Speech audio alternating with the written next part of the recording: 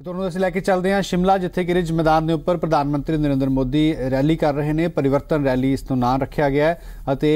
हिमाचल प्रदेश के विच विधान सभा चोणां दा बिगुल इसनूं कहा जा सकता है, जो कि बीजेपी वालों वजाया जा रहा है, क्योंकि इसे साल के अखीर दे विच हिमाचल प्रदेश के विच विधान सभा चोणां होण जा रहीआं ने।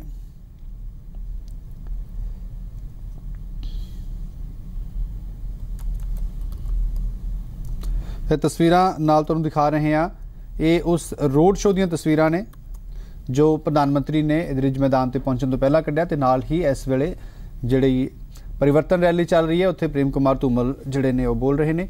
ये भी हुण तो थोड़ी देर पहलां दी तस्वीरां ने जदों इस मंच के उपर प्रधानमंत्री पहुंचे सन। उन्हां दा खास तौर के उपर स्वागत जिहड़ा है वो कीता गया सी।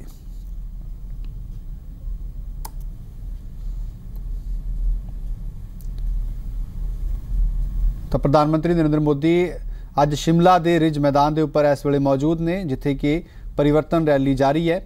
हुण तो थोड़ी ही देर बाद प्रधानमंत्री आप जिहड़ा है इस रैली नूं संबोधन करन जा रहे ने।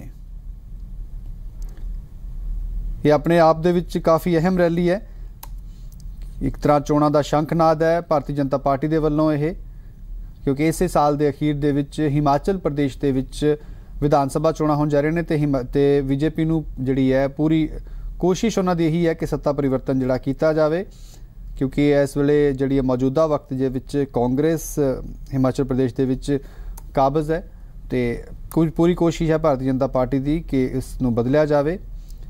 जे इतिहास की गल करिए तो हिमाचल प्रदेश दे विच लगातार जिहड़ी है कदे भी दो बार इक्को ही सरकार नहीं रही है। तो कोशिश जिहड़ी बीजेपी दी यही है कि 60 तो वध सीटां जिहड़ियां लिजाण दा उन्हां वल्लों दावा किया जा रहा है। तो उसे नूं लैके लगातार वो काम जिहड़े ने वो कर रहे हैं। नाल तस्वीरां उस रोड शो दियां भी कितनी वड्डी गिनती विच जिहड़ा लोग इत्थे पहुंचे, ये भी अपने आप दे विच काफ़ी खास है।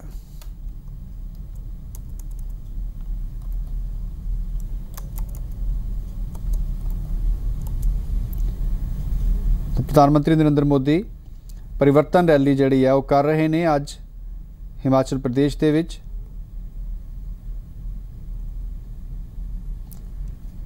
जिथे कि खास तौर के उपर कांग्रेस सरकार जिहड़ी हिमाचल प्रदेश की उसके उपर निशाना साधा जा रहा, नाल ही किस तरह के नाल केंद्र सरकार ने जो काम किए ने उस नूं हिमाचल प्रदेश के विच किस तरह उसका फायदा लोगों को मिल सकता है, ये खास तौर के उपर जिहड़ा है वो दस्सिया जा रहा है।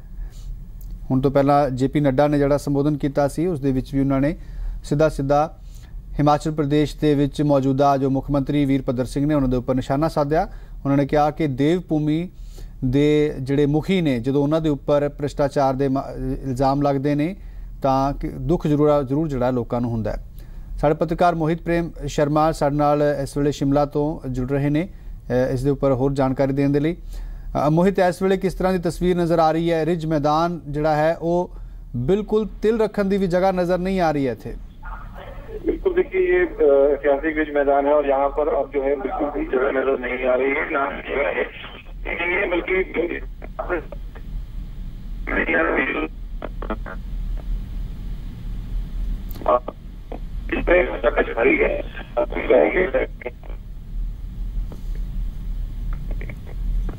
तो आवाज़ जिहड़ी है कट रही है मोहित प्रेम शर्मा की। तुहानूं दस दी कि इत्थे जिहड़े जैमर लगाए जाते हैं उस करके फोन की जिहड़ी है सिग्नल की भी जिहड़ी दिक्कत आउंदी है। कुछ मौसम भी उत्थे कुछ खराब होया, बदल जिहड़े ने उत्थे पूरे होए हुए ने, इस करके भी जिहड़ी सिग्नल की दिक्कत आ रही है।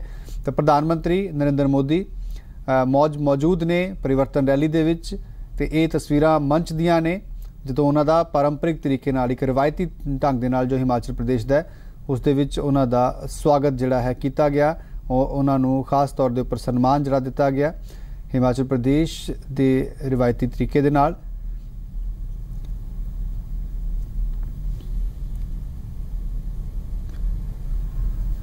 तो परिवर्तन रैली अज जिहड़ी है जारी है प्रधानमंत्री नरेंद्र मोदी की।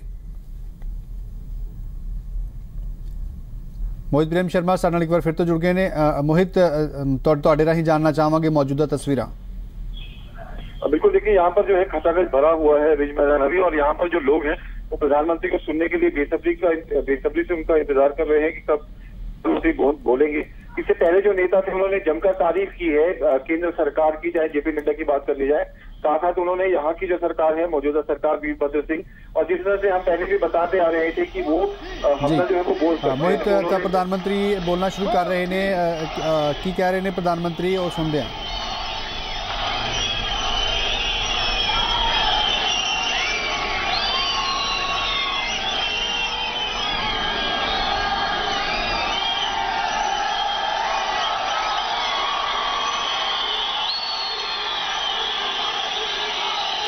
भारत माता की, भारत माता की। मंच पर विराजमान हिमाचल के पूर्व मुख्यमंत्री और प्रतिपक्षीय नेता प्रोफेसर प्रेम कुमार धूमल जी, हमारे वरिष्ठ नेता पूर्व मुख्यमंत्री श्रीमान शांता कुमार जी, केंद्र में मंत्री परिषद के मेरे साथी श्री जगत प्रकाश नड्डा जी, प्रदेश भारतीय जनता पार्टी के जुझारू अध्यक्ष श्रीमान सतपाल जी, संसद में मेरे साथी श्री वीरेंद्र कश्यप जी, यहां के विधायक श्रीमान सुरेश भारद्वाज जी, संसद के मेरे साथी अनुराग ठाकुर जी, रामस्वरूप शर्मा जी, और विशाल संख्या में पधारे हुए हिमाचल के मेरे प्यारे भाई और बहनों,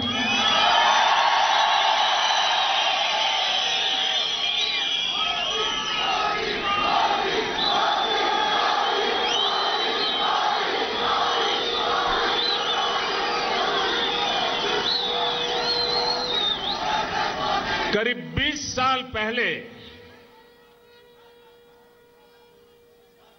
और आज 20 साल के बाद, उस समय भारतीय जनता पार्टी के कार्यकर्ता के रूप में उस समय के देश के बड़ा प्रधान अटल बिहारी वाजपेयी जी की यहां पर सभा थी। उस सभा में एक कार्यकर्ता के रूप में मुझे संबोधन करने का सौभाग्य मिला था। आज 20 साल के बाद उसी मंच से आप सबके दर्शन करने का सौभाग्य मिला।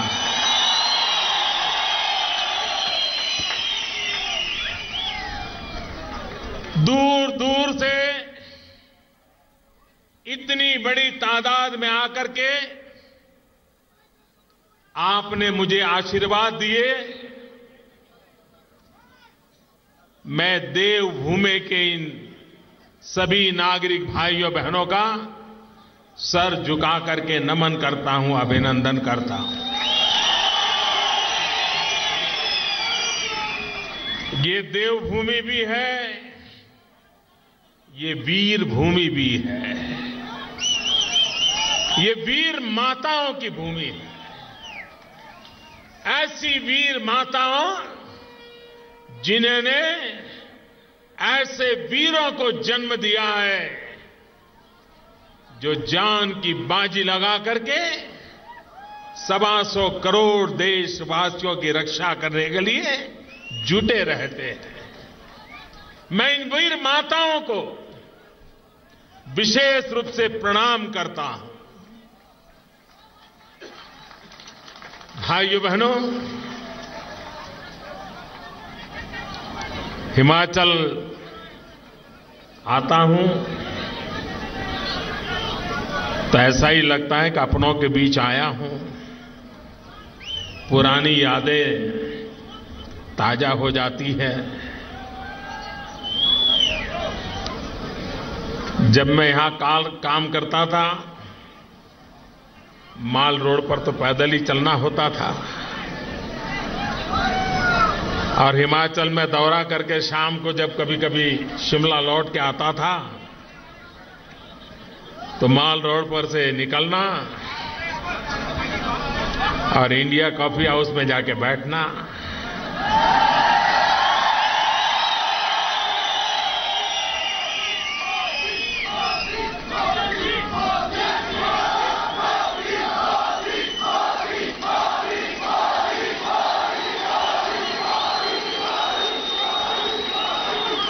और यहां जो पत्रकार बंधु थे उनको ये मेरा क्रम पूरा बराबर पता था, तो मेरे पहुंचने से पहले वो इंडिया हाउस में अपना अड्डा जमा देते थे। आमतौर पर जो सौभाग्य मुझे मिला शायद किसी को नहीं मिलता होगा। इंडिया हाउस में जब कॉफी हाउस में कॉफी पीता था, मुझे कभी भी जेब से पैसे नहीं देने पड़े।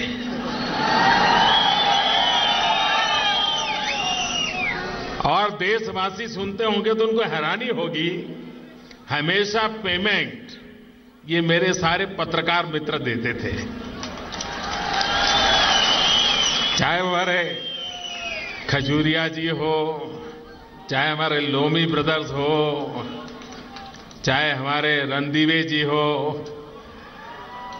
देख रहा हूं मैं आपको।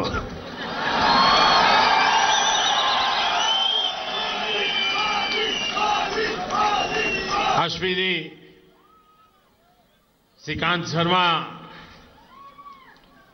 ये सारी जमात थी और बड़ा दोस्ताना मेरा रहता था नाता। हिमाचल की राजनीति को समझने के लिए वो कॉफी हाउस में इन पत्रकारों के साथ गप्पे गोष्ठी मुझे बहुत काम आती थी। और मुझे भी आदत हो गई थी उनकी कॉफी पीने की। आज जब माल रोड से मैं गुजर रहा था और जब मैंने उस कॉफी हाउस पर मेरी नजर गई तो यही पुराने सारे साथी मुझे याद आ गए।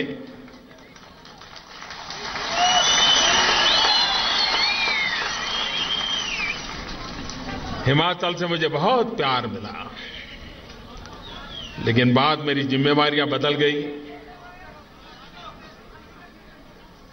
आना भी कम हो गया।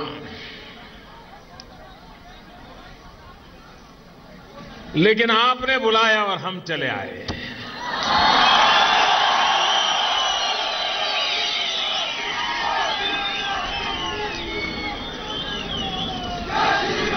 आज भारत सरकार के 2 विशेष प्रकल्प के लिए मुझे शिमला आने का अवसर मिला। मैं हिमाचल प्रदेश भारतीय जनता पार्टी का आभारी हूं कि इस कार्यक्रम के साथ मुझे आप सबके दर्शन का भी अवसर मिल गया।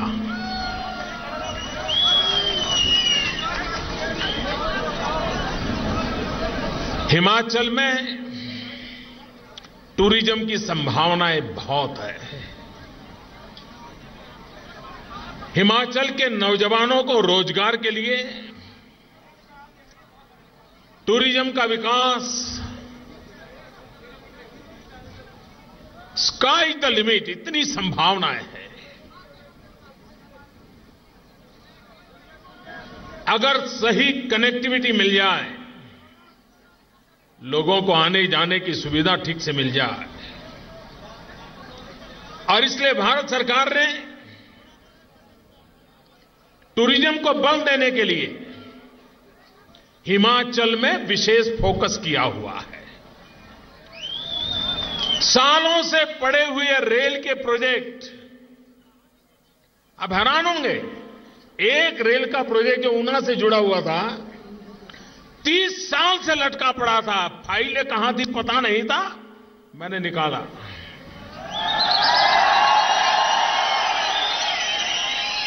अफसरों को बिठाया, मैंने कहा मुझे काम करना है, चाहे रोड के काम हो, रेल के काम हो, रोड की चौड़ाई के काम हो, क्योंकि टूरिज्म में ये जितना कनेक्टिविटी सुविधाजनक होती है, यात्री वहां आना पसंद करते हैं। आज एयर कनेक्टिविटी का भी एक बहुत बड़ा काम हुआ है और ये काम हिंदुस्तान में एक नया, जिसको न्यू इंडिया कहते हैं ना, उसकी एक नींव डालने वाला काम आज यहां हुआ है।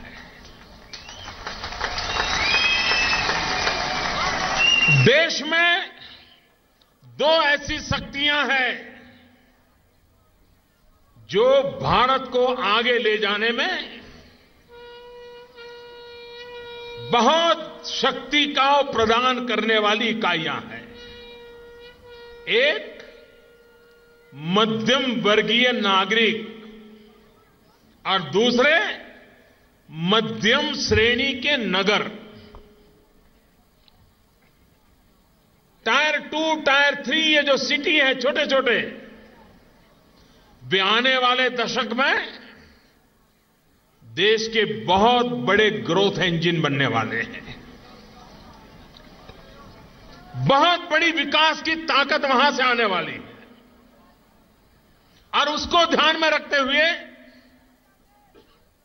एविएशन पॉलिसी, एयर कनेक्टिविटी जो भविष्य के आर्थिक विकास के लिए बहुत उपकारक हो, उस दिशा में उसकी डिजाइन की गई है और आज उसका प्रारंभ शिमला से, जो टूरिज्म को बल मिले।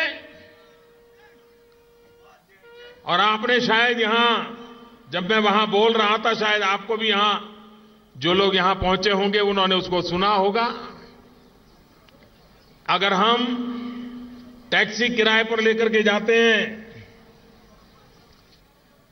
तो 1 किलोमीटर का 8 रुपया 10 रुपया लग जाता है और पहाड़ पर जाना है तो थोड़ा और महंगा हो जाता है। मैं उस समय जब यहां काम करता था तब तो मारुति वैन बहुत चलती थी। पता नहीं अब तो कौन सी गाड़ी यहां चलाते हैं मुझे मालूम नहीं है, लेकिन उस समय वो बहुत चलती थी क्योंकि जगह बड़ी कम लेती थी तो यहां के लोगों को सुविधाजनक रहती थी।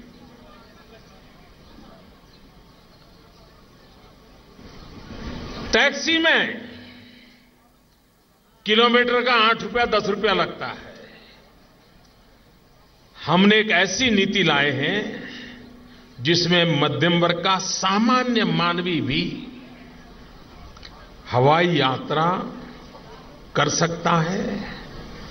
अगर टैक्सी किराए का खर्चा 8 रुपया 10 रुपया किलोमीटर का होता है, दिल्ली पहुंचने में 8-9 घंटे लग जाते हैं, हवाई जहाज में किलोमीटर का 6-7 रुपया लगेगा और 1 घंटे में पहुंच जाएगा।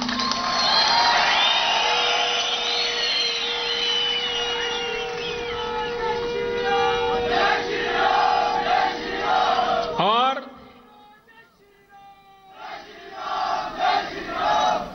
जब हमारे अफसरों के साथ मेरी मीटिंग हुई तो मैंने कहा, भाई देखिए, मेरा तो सपना है कि हवाई जहाज में कौन लोग बैठने चाहिए। ये जो एक बना हुआ है ना, बड़े बाबू, बड़े बड़े लोग, धनी लोग, ये दुनिया उन्हीं के लिए है।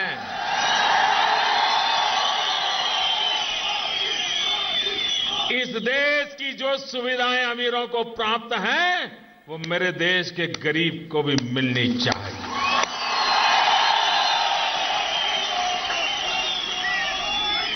जो सामान्य व्यक्ति हवाई चप्पल पहन करके घूमता है, वो मुझे हवाई जहाज में दिखना चाहिए। ये मेरा सपना है।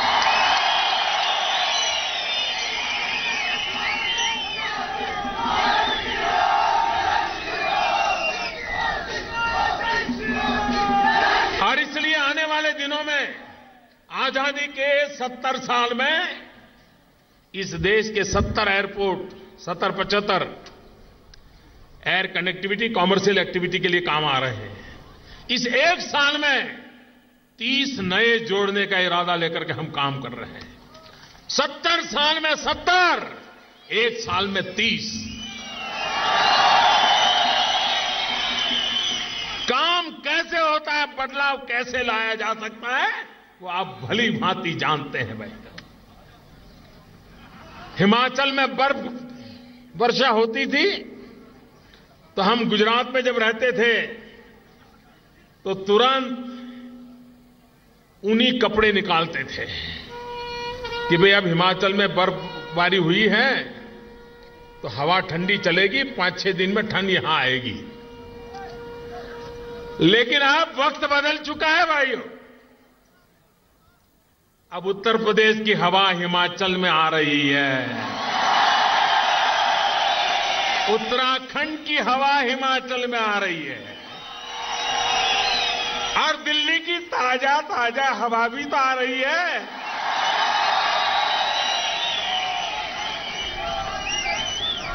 भाइयों बहनों, देश में विकास का युग तो है, लेकिन जो ईमानदारी से जीना चाहते हैं, ईमानदारी से कुछ करना चाहते हैं, उन लोगों के लिए स्वर्णिम युग आया है।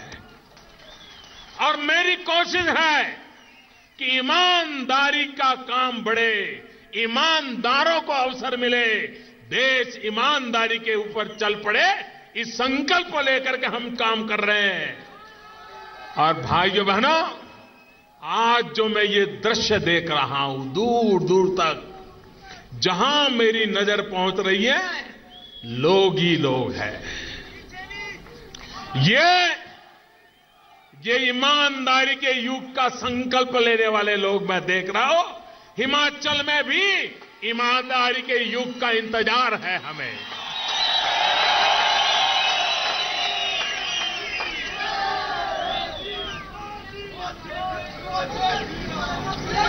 भाइयों बहनों, शायद हिंदुस्तान के कोई मुख्यमंत्री को इतना समय वकीलों के बीच बिताना पड़ता होगा जितना,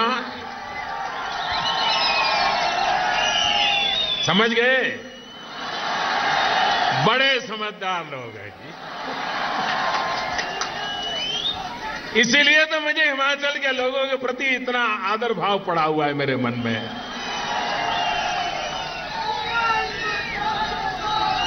भाइयों बहनों,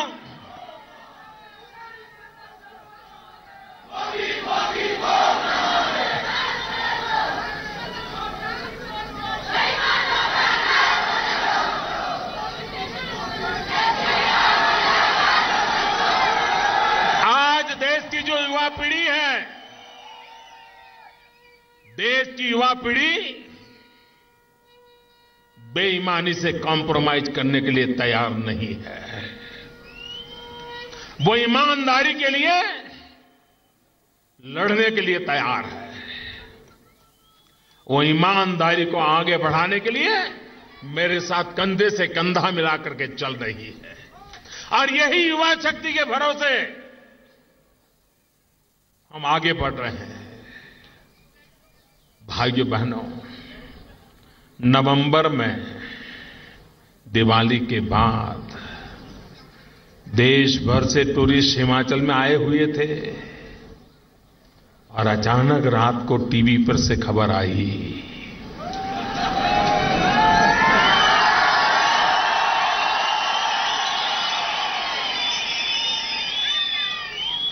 हजार और 500 की नोट बीती रात।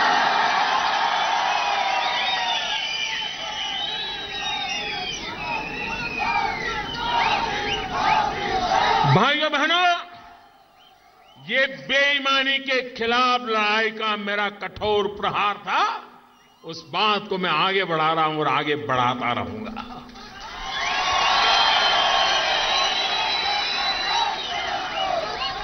भाइयों बहनों, मैंने गरीबी देखी है, मैं गरीबी में जिया हूं, गरीबी में पला हूं। गरीब की तकलीफ क्या होती है, ये देखने के लिए मुझे कहीं यात्रा नहीं करनी पड़ती है, मैं अनुभव करके आया हूं। और इसलिए जब हमारी सरकार बनी और मुझे नेता के रूप में चुना गया, मेरे पहले भाषण में मैंने कहा था, मेरी ये सरकार इस देश के गरीबों को समर्पित है। और मेरे देशवासियों में आपको वादा करता हूं, मेरे हिमाचल वासियों में आपको वादा करता हूं, जिन जिन लोगों ने गरीबों का लूटा है, उनको गरीबों को लौटाना ही पड़ेगा। तब तक मैं चैन से बैठने वाला नहीं।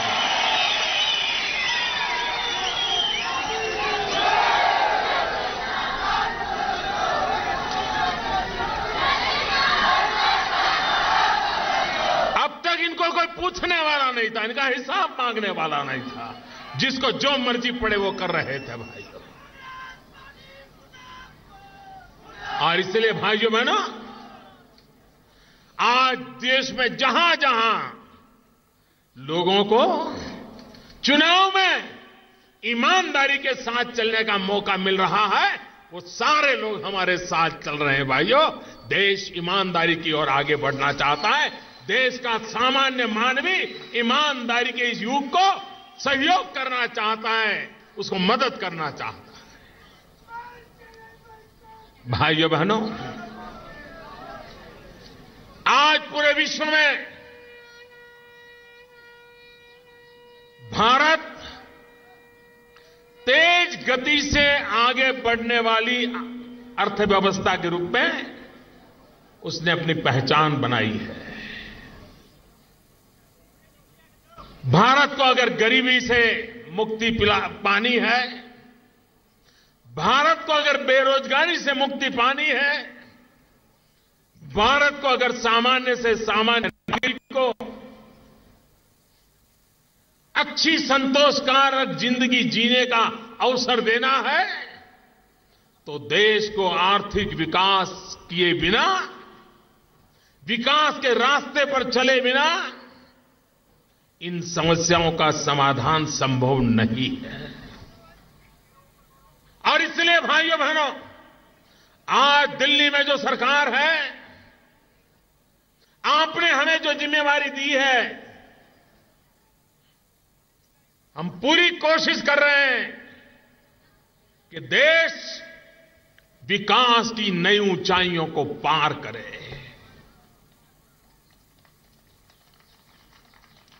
बच्चों की पढ़ाई का प्रबंध हो, नौजवानों के लिए कमाई की व्यवस्था हो, किसानों के लिए सिंचाई की व्यवस्था हो, बुजुर्गों के लिए दवाई की व्यवस्था हो। ऐसा मेरा देश आगे बढ़ना चाहिए।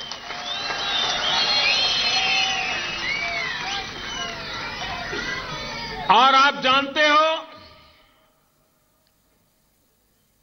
दिल्ली में आपने मुझे बिठाया है और मैं जो काम कर रहा हूं, इसमें सब लोग तो खुश होने वाले नहीं हैं। कुछ लोग तो नाराज होने ही वाले हैं, कुछ लोग तो ज्यादा नाराज होने वाले हैं। अब जिनके काले धन पर चोट पहुंची, वो मोदी जी को जय श्री राम बोलेगा क्या? बोलेगा क्या? वो तो मौका देखेगा ना कि मोदी जी की दवाई कब करूं। जिनको परेशानी हो रही है, वो मुझे परेशान करने का कोई मौका नहीं छोड़ेंगे, इसका मुझे पूरा पता है। लेकिन अगर मेरे देशवासियों के लिए ये कठिनाइयां अगर झेलनी भी पड़ेगी, तो मैंने पूरा मन बना लिया है भाई।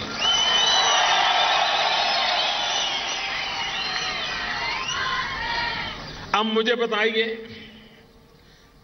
आज हृदय रोग की बीमारी हमारे देश में बढ़ती चली जा रही है। डॉक्टर के पास जाते हैं तो कहता है, साहब गंभीर मामला है, आप बचेंगे नहीं। बचने का एक ही उपाय है, स्टेंट लगवा दीजिए, हृदय के अंदर स्टेंट लगवा दीजिए। वो गरीब आदमी पूछता है कि साहब कितना खर्चा होगा? बोले ये लगवा लोगे तो 40,000 होगा। तो गरीब आदमी पूछता है कि साहब उसके बाद क्या होगा? बोले 5-6 साल तक तो कोई तकलीफ नहीं होगी। तो फिर बाद में? तो बोले ये वाला लगवा लोगे तो फिर जिंदगी में कोई मुसीबत नहीं आएगी।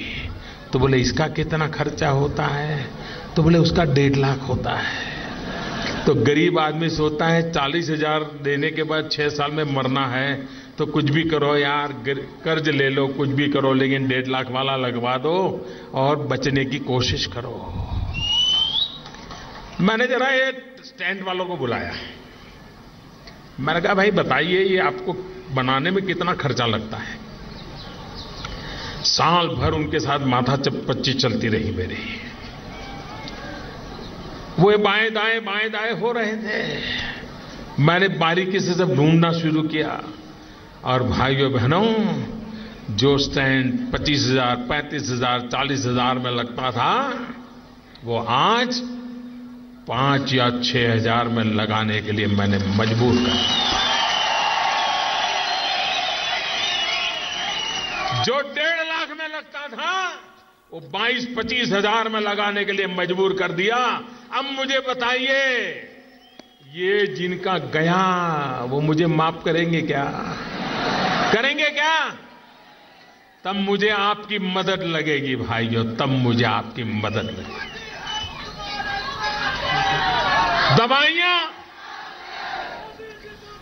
सामान्य व्यक्ति को जो दवाइयां लगे 700-800 दवाइयां ऐसी जो आमतौर पर गरीब मध्यम वर्ग व्यक्ति को बारी बारी से कभी कभी जरूरत पड़ जाती है।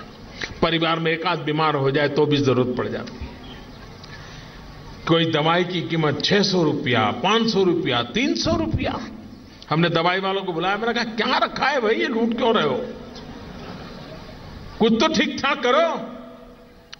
2 साल तक चर्चा चलती रही और आज 700 से ज्यादा दवाइयां जो कभी 300 रुपए में मिलती थी वो 30 रुपए में मिलने लग गई। भाइयों गरीब आदमी को दवाई मिलती।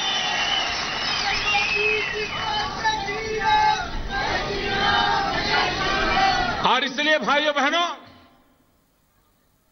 प्रधानमंत्री भारतीय जनऔषधि परियोजना के तहत आज वैसी जेनरिक दवाइयों की दुकानें खोली जा रही हैं जहां गरीब व्यक्ति कम पैसों से वही दवाई प्राप्त कर सकता है जो बड़ी बड़ी ब्रांड और बड़े बड़े पैकेजिंग में आती है। वही दवाई सस्ते में उसको खुली मिल सकती है। ये हमने कानूनन व्यवस्था कर दी है भाई। हमारे देश का किसान प्राकृतिक आपदा का शिकार होता रहा।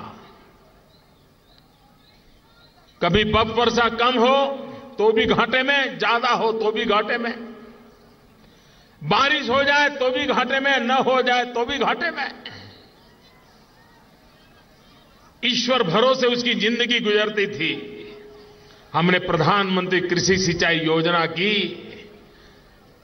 किसानों को पानी पहुंचाने का अभियान चलाया है। अब उसके साथ पहली बार देश में प्रधानमंत्री फसल बीमा योजना लाए हैं। और मैं हिमाचल के किसानों से आग्रह करूंगा कि इस फसल बीमा योजना का आप ज्यादा लाभ उठाने की कोशिश कीजिए। ये ऐसी योजना है, इस देश में कभी किसानों को ऐसी सुरक्षा पहले कभी नहीं मिली है। अगर आप प्रधानमंत्री फसल बीमा योजना लेते हैं तो अगर 100 रुपये का खर्चा है तो किसान को सिर्फ 2 रुपया देना है, 98 रुपया सरकार देगी।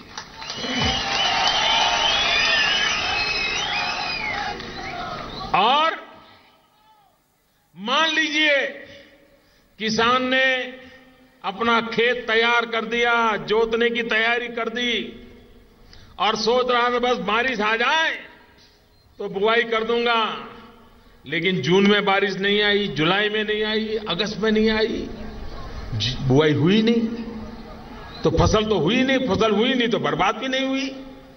हम ऐसा बीमा लाए हैं कि अगर आप बुआई भी नहीं कर पाए तो भी आपको बीमा मिलेगा और आपका साल बर्बाद नहीं।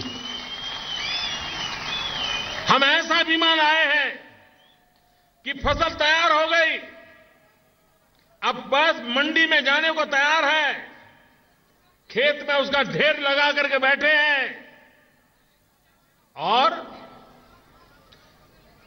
15 दिन के भीतर भीतर मंडी में जाने से पहले अचानक ओले गिर गए, अचानक बारिश आ गई, बर्बाद हो गया, तो फसल बीमा में उससे भी आपको पैसा मिलेगा।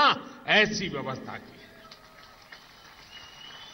भाइयों बहनों, हमने एक बहुत बड़ा महत्वपूर्ण निर्णय किया है और जिसका लाभ आने वाले दिनों में हिमाचल के फल उत्पादक किसानों को सबसे ज्यादा मिलने वाला है। ये जितने बोतल में सब पानी बेचते हैं ना, कलर वाले, कितने महंगे होते हैं, कोका कोला, फैंटा, पेप्सी, न जाने क्या क्या। हमने उनको कहा है, भाई ये जो आप एरेटेड वाटर देते हैं, कम से कम 5% नेचुरल जूस उसमें मिक्स कीजिए, सच्चे पक्के फलों का रस उसमें होना चाहिए। अगर 5% भी डालते हैं, फलों के व्यापारी को माल बेचने के लिए तरसना नहीं पड़ेगा। अब नागपुर के अंदर काम कोका कोला के साथ, पेप्सी के साथ शुरू हो गया है और वहां जो संतरे पैदा होते हैं, 5% संतरे का रस ऑफिशियली डाला जा रहा है। आने वाले दिनों में हिमाचल के किसानों को भी इसका लाभ मिले। मैं इन कंपनियों के साथ लगातार बात कर रहा हूं, कभी न कभी परिणाम लाके रहूंगा। भाइयों बहनों,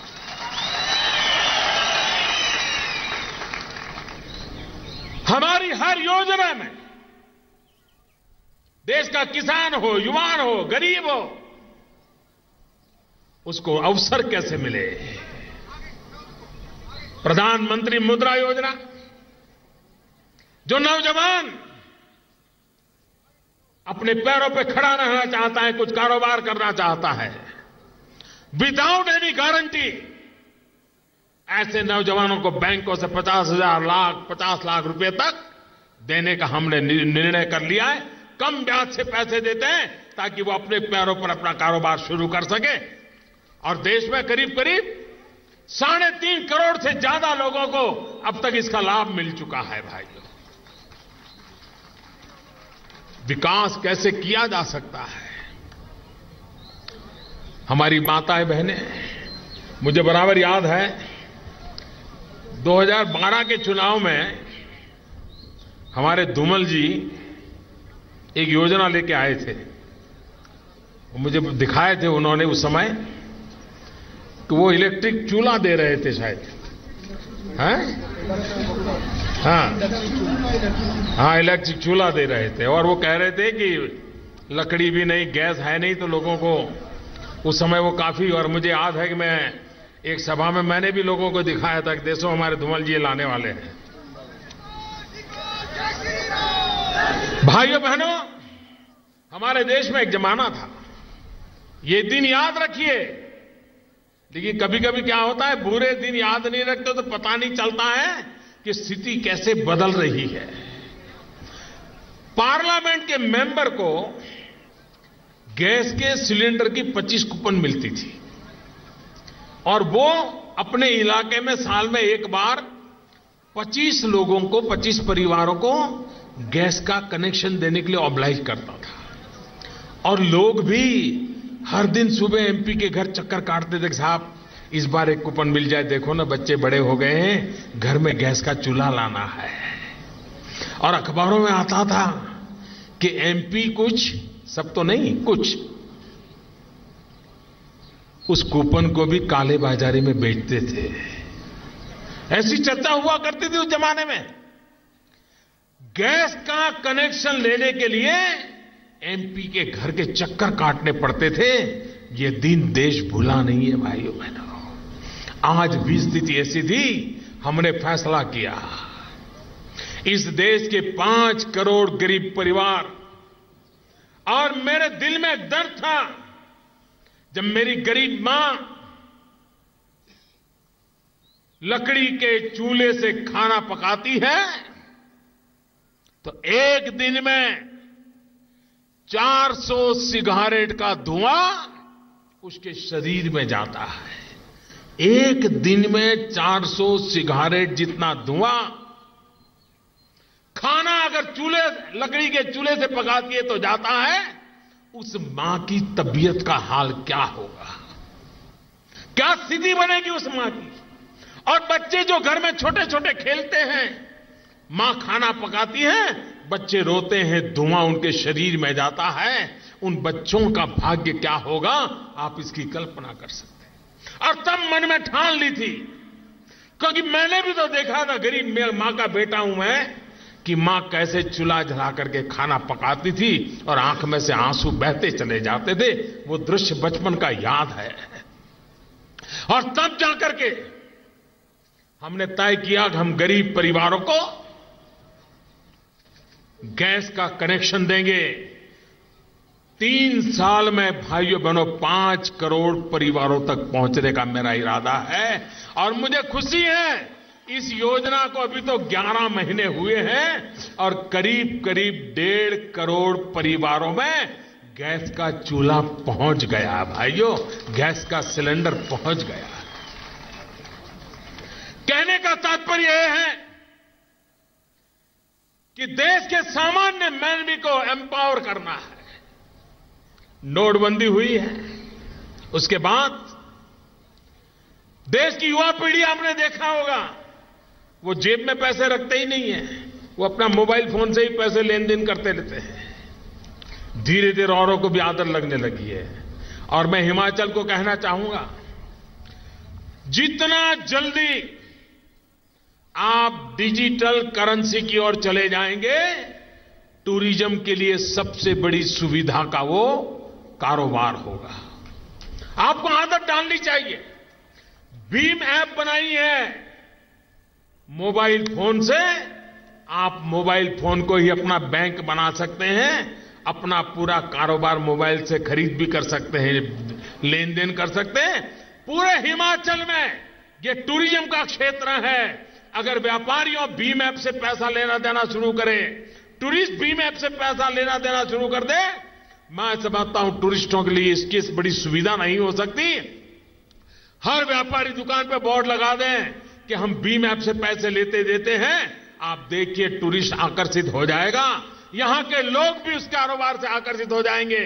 ये ऐसी योजना आपके लिए बनाई है, नगद की जरूरत न पड़े और फिर भी कारोबार चलता रहे।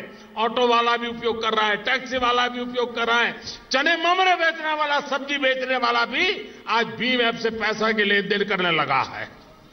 हिमाचल में एक आंदोलन खड़ा कर देना चाहिए, डिजी धन का आंदोलन खड़ा करना चाहिए। सामान्य मानवीय की जिंदगी में बदलाव लाने की दिशा में काम करना चाहिए। आप देखिए, उससे टूरिज्म को ताकत मिल जाएगी। और कोई हिमाचल में तो कोई ऐसी दुकान ना हो, कोई ऐसी होटल ना हो, कोई ऐसी रेस्टोरेंट ना हो जहां भीम से कारोबार न चलता हो, ताकि टूरिस्टों के लिए वो सबसे बड़ी सुविधा का कारण बन जाएगा। भाइयों बहनों, नौजवानों को रोजगार मिले। टूरिज्म सबसे ज्यादा रोजगार देता है। कम से कम पूंजी निवेश से कमाई हो सकती है ज्यादा से ज्यादा लोगों की, तो वो क्षेत्र है टूरिज्म। जब टूरिज्म बढ़ता है तो बड़े बड़े होटल वाले कमाते, ऐसा नहीं है। ऑटो रिक्शा वाला भी कमाता है, ठेले वाला भी कमाता है, पकौड़े बेचने वाला भी कमाता है, चाय बेचने वाला भी कमाता है। और इसलिए हिमाचल के जीवन में टूरिज्म का बाहुल्य है, इसको हम स्वीकार करते कैसे आगे बढ़े। भारत सरकार हर पल हिमाचल की प्रगति के लिए आपके साथ खड़ी है। हम विकास की नई ऊंचाइयों पर ले जाना चाहते हैं। यहां एम्स का निर्माण करना है, यहां पर आज हाइड्रो इंजीनियरिंग का विषय किया, यहां के नौजवानों को उत्तम से उत्तम शिक्षा के अवसर मिले। यहां पर हिंदुस्तान की जो उत्तम से उत्तम व्यवस्था है, वो व्यवस्थाएं हिमाचल को प्राप्त हो। ये भारत में, दिल्ली में बैठाई हुई ये भारत सरकार आपके साथ खड़ी है। आपकी प्रगति की नई ऊंचाइयों पर ले जाने के लिए आज मैं आपके साथ खड़ा हूं। और हिमाचल वालों का तो मुझ पर थोड़ा स्पेशल अधिकार भी है। क्योंकि मैंने तो आपका नमक खाया है जी।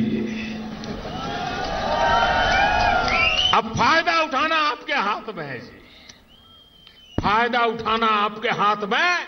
मैं हिमाचल के लोगों की सेवा करता आया हूं, क्योंकि हिमाचल के साथ कई वर्ष मुझे गुजारने का मुझे अवसर मिला है।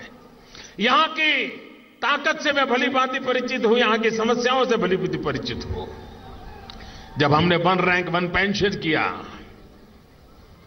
और मैंने मेरी चुनावी सभा में मंडी में घोषणा की थी 2014 में कि हमारी सरकार जब बनेगी हम 1 रैंक 1 पेंशन लाएंगे। लेकिन 1 रैंक 1 पेंशन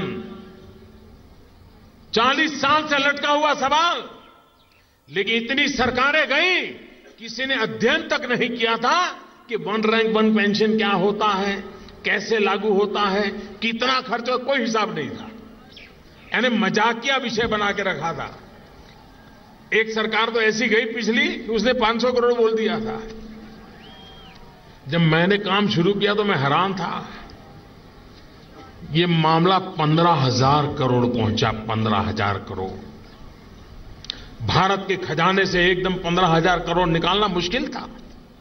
मैंने फौज के जवानों को बुलाया, मैंने कहा देखो भाई, ये मेरा वादा है, मुझे 1 रैंक 1 पेंशन करना है, लेकिन सरकार एक मुश्त 15,000 करोड़ नहीं निकाल सकती, मुझे आपकी मदद चाहिए। फौज के लोगों ने मुझे कहा कि मोदी जी, अगर आपको हमारी मदद चाहिए बताइए क्या चाहिए। मैंने कहा एक किस्त नहीं, मैं ये 4 किस्त में देना चाहता हूं, और मैं मेरे फौजियों को सलाम करता हूं।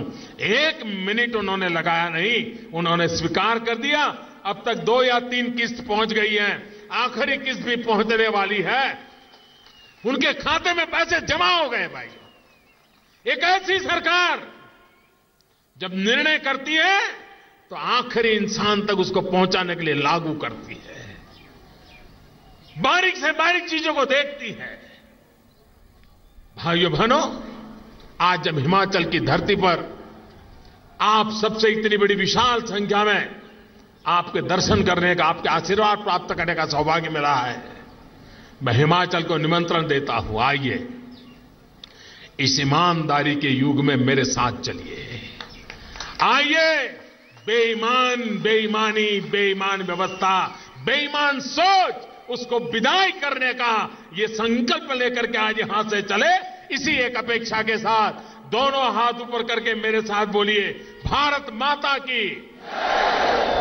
ऐसी ताकत दिखाइए कि बेईमानी को भी कांपने का शुरू हो जाना चाहिए।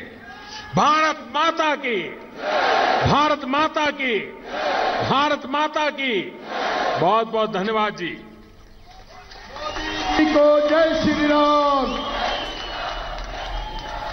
मोदी जी को जय। प्रधानमंत्री मोदी, जैसा कि कहा जा रहा था पहले ही कि हिमाचल में बेईमानी को मुद्दा बनाएंगे, और उन्होंने अपने इस स्पीच के दौरान ये बात भी कही कि वकीलों के बीच ही समय बिताते हैं हिमाचल के मुख्यमंत्री वीरभद्र सिंह, ये निशाना उन्होंने साधा। और इसके अलावा उन्होंने नौजवानों की बात की, नौजवानों के लिए रोजगार की बात की, किसानों के लिए सिंचाई, बुजुर्गों के लिए दवाई की बात की, और हिमाचल के किसान किस तरीके से अपने फलों की पैदावार को